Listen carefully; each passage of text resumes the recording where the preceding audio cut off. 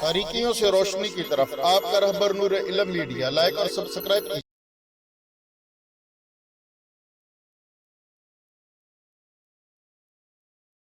بنو خزاع کا ایک آدمی کہنے لگا، یا رسول اللہ صلی اللہ علیہ وسلم، ہمیں اس کی کچھ برکات سنا دیجئے۔ آپ صلی اللہ علیہ وسلم نے ارشاد فرمایا، رمضان المبارک کے لیے شروع سال سے آخر تک جنت آراستہ کی جاتی ہے۔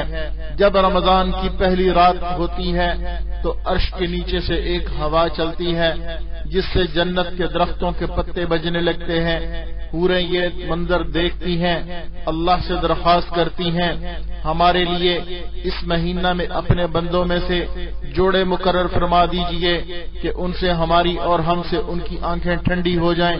بس جو بندہ رمضان المبارک کے مہینے میں روزہ رکھتا ہے اسے خوشنما آنکھوں والی دو حوروں کے ساتھ جوڑ دیا جاتا ہے جو خولدار موتی کے خیمہ میں رہتی ہیں، جس کا ذکر قرآن پاک میں اللہ رب العزت نے ارشاد فرمایا حور مقصورات فی الخیام، حور مقصورات فی الخیام، وہ عورتیں گوری رنگت کی ہوں گی، خیموں میں محفوظ ہوں گی، ان میں سے ہر عورت پر 70 جوڑے ایسے پہنے ہوئے ہوں گے کہ کوئی ایک دوسرے کے ہم رنگ نہیں ہوگا، اسے 70 قسم کی خوشبو عطا ہوگی، ہر عورت سرخ یاقوت کے تخت پر بیٹھی ہوگی جو موتیوں سے بنا ہوا ہوگا، ہر تخت پر 70 قسم کے بچھونے ہوں گے جس کا نچلا حصہ استبرق ریشم کا ہوگا، ہر عورت کے پاس 70 خادمائیں ہوں گی۔ یہ مذکورہ اجر تو رمضان المبارک کے ہر روزہ کے بدلے ہوگا، اس کے علاوہ کی جو نیکیاں ہیں ان کا اجر اللہ رب العزت اس کے سوا عطا فرمائیں گے۔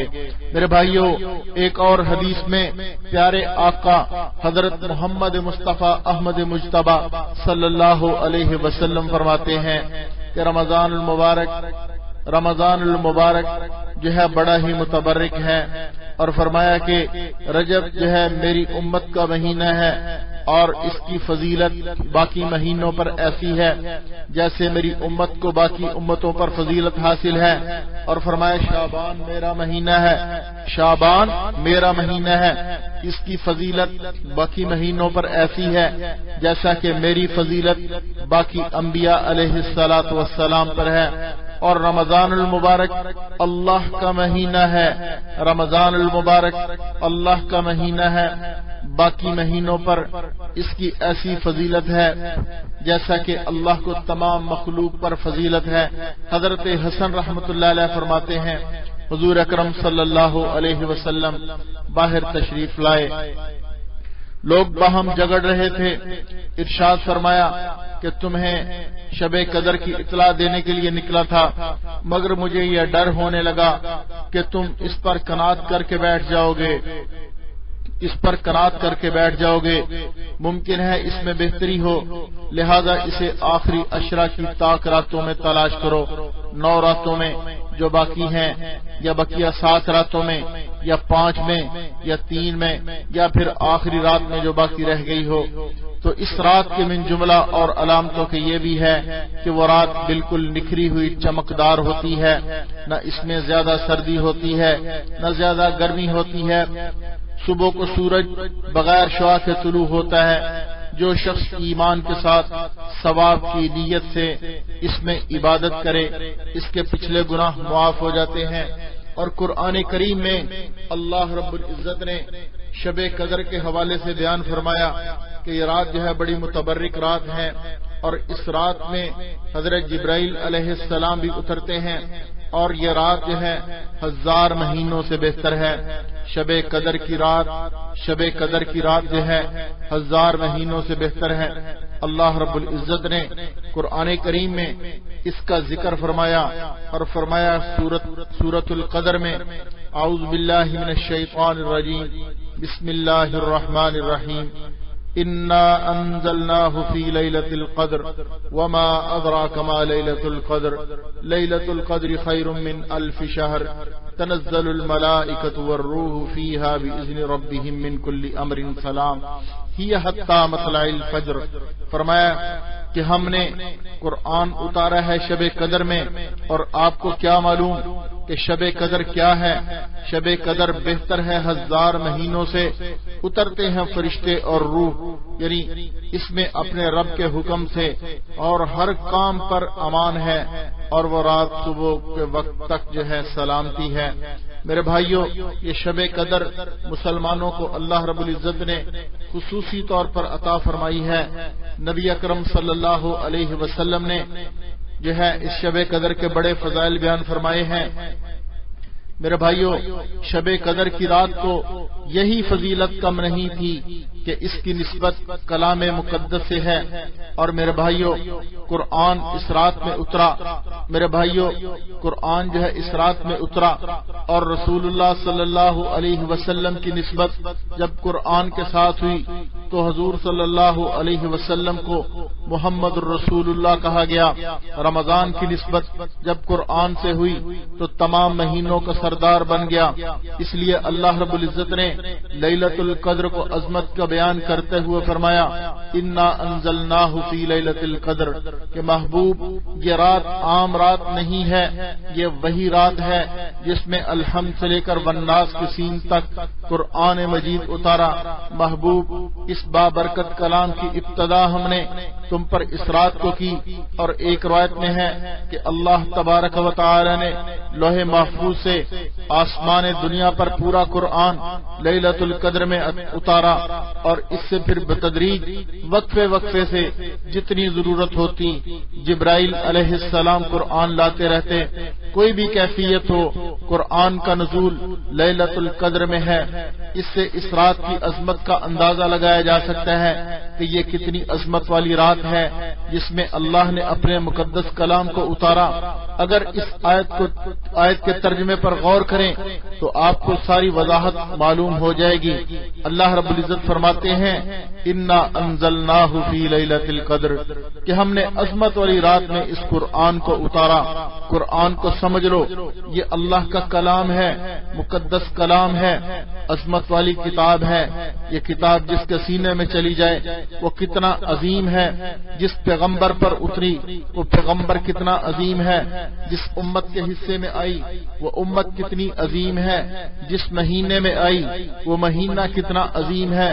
تو تم اس سے سبق لو کہ جس رات میں یہ کتاب اتری وہ رات کتنی عظیم ہے۔ لیلۃ القدر کا معنی احترام اور عزت والی، ایک معنی قدر کا اندازہ بھی ہے۔ تو میرے بھائیو، لیلۃ القدر عزت والی رات، لیلۃ القدر احترام والی رات، لیلۃ القدر فضیلت والی رات۔ میرے بھائیو، جو بھی معنی لیا جائے، جو بھی معنی لیا جائے میرے بھائیو، وہ بہت ہی عظیم معنی ہے۔ میرے بھائیو، اللہ رب العزت نے اس شب قدر میں اس قرآن مقدس کو اتارا، اور شب قدر اتنی عظیم رات ہے کہ ایک رات کی عبادت 83 برس 4 ماہ سے زائد کی بنتی ہے۔ اور فرمایا وما ادراک ما لیلۃ القدر، آپ کو کیا معلوم کہ لیلۃ القدر کیا ہے؟ تم لوگ نہیں سمجھ سکتے لیلۃ القدر کتنی عظیم برکت والی رات ہے، کتنی فضیلت والی رات ہے۔ قرآن نے آگے مزید وضاحت کی لیلۃ القدر خیر من الف شہر، کہ ایک رات، کہ اگر ایک رات کو کوئی پالے، اس ایک رات کی عبادت 1000 مہینوں سے بہتر ہے۔ اگر سال بنائے جائیں تو 83 سال 4 ماہ بنتے ہیں، اور اس رات کی عبادت 83 برس 4 ماہ سے بھی زیادہ بہتر ہے۔ اور میرے بھائیوں، فرمایا تنزل الملائکۃ والروح، کہ اس رات کو آسمان سے فرشتے اترتے ہیں اور اللہ کی رحمت خاصہ کا نزول ہوتا ہے۔ اللہ اپنے بندوں کی طرف متوجہ ہوتے ہیں۔ اللہ رب العزت جو ہیں اپنے بندوں کے اوپر رحمت نازل فرماتے ہیں۔ اللہ رب العزت اس رات میں اپنے بندوں کے اوپر خصوصی رحمت نازل فرماتے ہیں، اور جبرائیل علیہ السلام جو ہیں اس رات میں فرشتوں کے ساتھ اترتے ہیں۔ حدیث میں آیا کہ اس رات کی عظمت کو تلاش کرنے کے لیے اللہ کے نبی نے پہلے عشرے میں، رمضان المبارک کے پہلے عشرے میں اعتکاف کیا، یہ رات نہ ملی۔ دوسرے عشرے میں محبوب نے اعتکاف کیا، یہ رات نہ ملی۔ تیسرے عشرے میں اعتکاف کیا، جبرائیل علیہ السلام نے آ کر بتایا محبوب اس آخری عشرے کی طاق راتوں میں ایک ایسی رات ہے جو لیلۃ القدر کی رات کہلاتی ہے، جس کے لیے آپ نے اعتکاف فرمایا۔ اس لیے آئندہ اپنی امت کو بتائیں، اگر وہ اعتکاف کریں اور اس رات کو تلاش کرنا چاہیں تو لیلۃ القدر آخری عشرے کی طاق راتوں میں تلاش کر لیا کریں۔ میرے بھائیو، اللہ کے پیغمبر نے امت کو سبق سکھایا اور مسئلہ بتایا۔ اب جب اعتکاف بیٹھو تو رمضان المبارک کے آخری عشرہ میں بیٹھو، اس لیے کہ پہلے اور دوسرے عشرہ میں اعتکاف کی ضرورت نہیں ہے۔ آخری عشرہ میں اعتکاف بیٹھ کر سنت کو ادا کر لیا کرو۔ ان راتوں میں جاگنا، اگر تمہیں لیلۃ القدر نظر نہ آئے تو اس کے انوار بھی نظر نہ آئیں، ان راتوں میں چند لمحے ایک شخص اگر جاگ لیتا ہے تو فرمایا کہ لیلۃ القدر خیر من الف شہر، کہ یہ جو رات ہے 1000 مہینوں سے بہتر ہے۔ پوری رات جاگنا مقصود نہیں، جتنی اللہ توفیق دے اتنی عبادت کر لے۔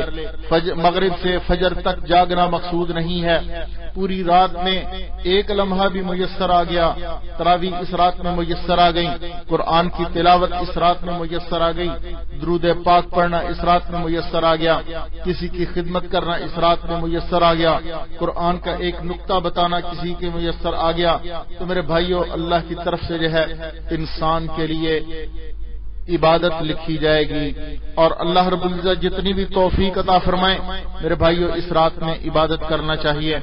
اور پھر اللہ کے رسول صلی اللہ علیہ وسلم نے یہ بھی فرمایا کہ جھگڑے کی نحوست کی وجہ سے اللہ رب العزت نے اس رات کے تعین کو اٹھا لیا۔ حدیث میں آتا ہے حضور صلی اللہ علیہ وسلم نے اس رات کو تلاش فرمایا۔ غور کرنا ذرا، حضور صلی اللہ علیہ وسلم کو بتا دیا گیا کہ محبوب فلاں رات لیلۃ القدر ہے، فلاں رات قدر کی رات ہے۔ حضور صلی اللہ علیہ وسلم جلدی سے اٹھے امت کو بتانے کے لیے کہ فلاں رات لیلۃ القدر ہے۔ حضور صلی اللہ علیہ وسلم مسجد کے دروازے پر تشریف لے گئے۔ اللہ کے حبیب نے دیکھا کہ سامنے دو شخص لڑ رہے ہیں، جھگڑا تو اب ہماری فطرت بن چکی ہے، اس کو ہم اپنے اندر سے نہیں نکال سکتے۔ شریف لوگ بھی لڑتے ہیں، عام لوگوں کی تو بات ہی کیا ہے، مذہبی لوگ بھی لڑتے ہیں، قابل اعتماد شخصیات ایک دوسرے کے ساتھ الجھتی ہیں، پھر مہینوں اور سالوں تک ایک دوسرے سے گفتگو ختم ہو جاتی ہے، سلام کلام ختم ہو جاتا ہے۔ ہم ویسے تہجد بھی پڑھتے ہیں، بڑی بڑی تسبیحیں بھی پڑھتے ہیں، لیکن عملی طور پر ہماری حالت یہ ہے کہ ہم لوگ اس معاملے میں بہت کمزور ہیں۔ نبی اکرم صلی اللہ علیہ وسلم نے فرمایا کہ میں تمہیں جو ہے رات بتانا چاہتا ہوں، نماز سے بہتر عمل، روزے سے بہتر عمل، زکوٰۃ سے بہتر عمل، حج سے بہتر عمل، احکامات تمام ایک طرف، لیکن مسلمان کا مسلمان کے ساتھ حسن سلوک سے پیش آنا، یہ تمام عبادتوں سے بڑی عبادت ہے۔ اللہ کے نزدیک جس عبادت کی اہمیت ہمارے نزدیک کوئی نہیں، اللہ رب العزت کے ہاں اس کی بڑی اہمیت ہے۔ میرے دوستو، دو آدمیوں کے لڑنے کی وجہ سے اس رات کا تعین اٹھا لیا گیا۔ دو آدمی لڑ رہے تھے، نبی صلی اللہ علیہ وسلم نے جب دیکھا خاموشی سے پیچھے آ گئے۔ حدیث میں آتا ہے حضور صلی اللہ علیہ وسلم کے چہرے پر جلال اور غصے کے آثار ظاہر ہوئے۔ اللہ کے رسول خیر ہیں؟ فرمایا اللہ نے مجھے لیلۃ القدر بتائی تھی، ان دو آدمیوں کی لڑائی کی نحوست کی وجہ سے لیلۃ القدر جو ہے میرے ذہن سے مٹا دی گئی، میرے دماغ سے محو کر دی گئی، اس کا تعین اٹھا لیا گیا۔ وہ کون سی رات ہے؟ ورنہ میں تمہیں بتاتا، یہ رات لیلۃ القدر کی رات ہے۔ بہرحال میرے دوستو، آخری عشرے میں ہوتی ہے، آخری عشرے میں خوب جو ہے اللہ کی عبادت کریں۔ 21 کی رات، 23 کی رات، 25 کی رات، 27 کی رات، 29 کی رات، ان راتوں میں جو ہے لیلۃ القدر کو تلاش کرنا چاہیے۔ علماء فرماتے ہیں کہ آخری عشرے میں رات جو ہے یہ بدلتی رہتی ہے، کبھی 21 کو، کبھی 23 کو، کبھی 27 کو، کبھی 25 کو، کبھی 29 کو، یہ جو ہے بدلتی رہتی ہے۔